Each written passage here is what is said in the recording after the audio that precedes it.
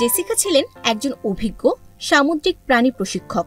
ছোটবেলা থেকেই তার স্বপ্ন ছিল সমুদ্রের প্রাণীদের সঙ্গে কাজ করা এবং তাদের ভালোবাসা দেওয়া। সেই স্বপ্ন থেকেই তিনি লালন পালন শুরু করেন এক অর্কা শাবককে, যার নাম রাখেন কাইরো। কাইরো ছিল বুদ্ধিমান ও চঞ্চল। জেসিকার ডাক শুনে সে পানি ভেদ করে উঠে আসত এবং শোতে দর্শকদের মুগ্ধ করত। কিন্তু 2025 সালের একদিন শো শুরুর ঠিক আগে কাইরোর আচরণ আচমকা বদলে যায়। সে নিয়ম ভেঙে অস্থিরভাবে ঘুরে বেড়াতে থাকে।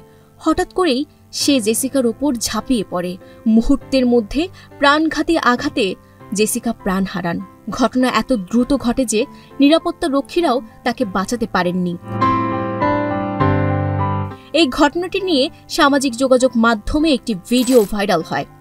হাজারো মানুষ তা দেখে শোকাহত ও বিস্মিত হয়। কিন্তু পরে ফ্যাক্ট চেক জানায় গল্পটি সম্পূর্ণ ভুয়া, বানোয়াট এবং কাল্পনিক।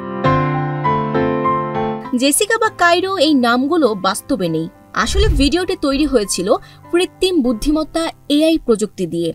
নিখুঁত ভিজুয়াল ও আবেগপূর্ণ বর্ণনার কারণে অনেকে এটিকে বাস্তব মনে করেছিলেন।